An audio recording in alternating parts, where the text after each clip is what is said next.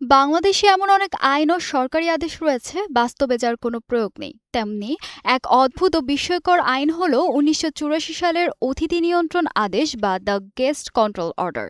সম্প্রতি জাতীয় সংসদে বাজেট আলোচনায় অংশ নিয়ে বিএনপির সংসদ সদস্য শাহাদাত হোসেন সেলিম বিয়ে ও গায়ে হলুদের অনুষ্ঠানে অতিরিক্ত অপচয় রোধে এই আইনটি পুনরায় কার্যকর করার আহ্বান জানালে এটি নতুন করে আলোচনায় আসে।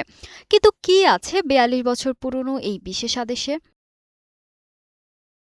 ১৯৮৪ সালের ৩রা জুলাই দেশের খাদ্য পরিস্থিতি বিবেচনা এবং নিত্য প্রয়োজনীয় দ্রব্যের অপচয় রুখতে খাদ্য মন্ত্রণালয় এই আদেশটি জারি করে। এই আদেশের মূল শর্ত ছিল কোনো ব্যক্তি বা আয়োজক বিয়ে, জন্মদিন, আকিকা কিংবা যে কোনো সামাজিক ও পারিবারিক অনুষ্ঠানে ১০০ জনের বেশি অতিথিকে চাল বা গমের তৈরি কোনো খাবার পরিবেশন করতে পারবেন না। এই ১০০ জনের হিসাবে অবশ্য আয়োজক পরিবারের সদস্যরা অন্তর্ভুক্ত ছিলেন না।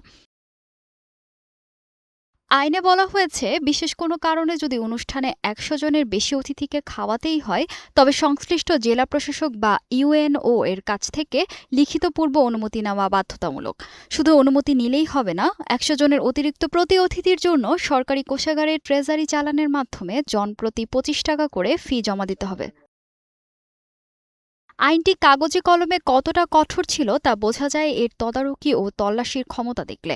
নিয়ম ঠিকমতো মানা হচ্ছে কিনা তা দেখার জন্য খাদ্য অধিদপ্তরের পরিদর্শক, পুলিশের কর্মকর্তা কিংবা জেলা প্রশাসকের মনোনীত যে কোনো সরকারি কর্মকর্তাকে অনুষ্ঠানস্থলে আচমকা প্রবেশ ও তল্লাশি করার আইনি ক্ষমতা দেওয়া হয়েছিল।